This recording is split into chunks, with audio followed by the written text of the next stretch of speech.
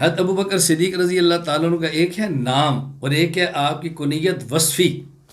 اللہ جس نام سے ابو بکر صدیق رضی اللہ تعالیٰ معروف ہے، یعنی ایک ہوتی ہے کنیت نسبی جو اولاد کی وجہ سے ہے، ایک ہوتی ہے کنیت وصفی کہ جو کنیت بندے کی کسی خاص وصف کی وجہ سے ہو.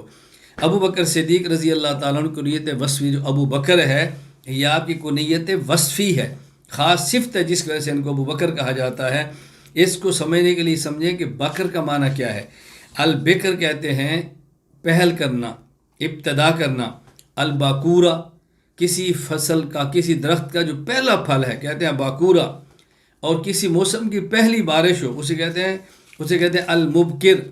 حتیٰ کہ وہ عورت جس کا ابھی تک نکاح نہ ہوا ہو، اس کا نکاح ہونا ہو اور پہلی بار کو شخص حلال طریقے سے اس کو ملنے والا ہو، اس عورت کا نام ہوتا ہے الباکرہ، یعنی پہل کا نام یہ ہے.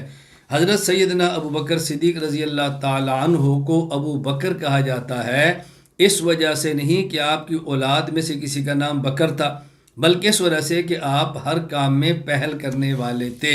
بکر کا معنی ہے پہل اور ابو بکر کا معنی ہے پہل کرنے والا.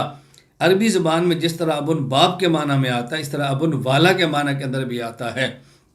ابن والا کے معنی کیا؟ ابو بکر کا معنی پہل کرنے والا. اور ابو بکر صدیق رضی اللہ تعالیٰ عنہ وہ شخص ہیں کہ میں کتنی باتیں ان کی آپ کی خدمت میں عرض کروں کہ وہ کہاں کہاں پہل کرتے ہیں.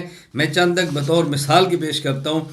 ابو بکر صدیق رضی اللہ عنہ نمبر 1 اسلام قبول کرنے میں پہل کرنے والے.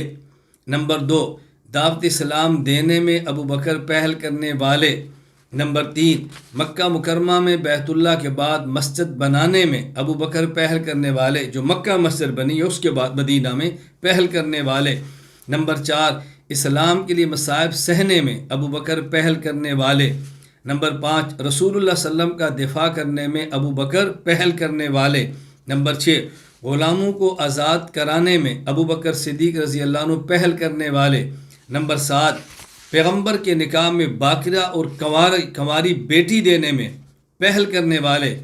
نمبر 7 اسلام میں سب سے پہلے خطبہ دینے والے امت میں ابو بکر. نمبر 8 یتیموں کی مدد کرنے میں پہل کرنے والے.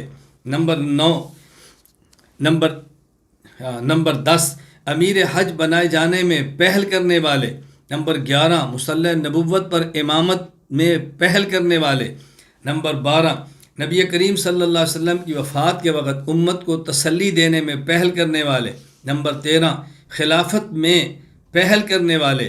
نمبر 14 نبی کریم صلی اللہ علیہ وسلم کے بعد عقیدہ حیات النبی کو بیان کرنے میں پہل کرنے والے. نمبر 15 منکرین ختم نبوت کی سرکوبی کرنے میں پہل کرنے والے. نمبر 16 مرتدین کے خلاف جہاد کرنے میں پہل کرنے والے. نمبر 17 مانعین زکوٰۃ کے خلاف قتال کرنے میں پہل کرنے والے. نمبر 18 قرآن کریم کو جمع کرنے میں پہل کرنے والے. نمبر 19 نبی کریم صلی اللہ علیہ وسلم کے پاس روضہ مبارک میں سب دفن ہونے میں پہل کرنے والے، سب سے پہلے دفن ہونے والے. نمبر 20 جنت میں امت میں سے سب سے پہلے جانے والے اور جنت کے جانے میں پہل کرنے والے ابو بکر ہیں. میں نے مختصر 20 آج چیزیں ایسی بتائی ہیں کہ جو معروف ہیں اور ابو بکر صدیق رضی اللہ تعالیٰ عنہ میں پہل کر رہے ہیں. تو آپ کا نام یہ کنیت ہے وصفی، اس کو ذہن میں رکھ لیں.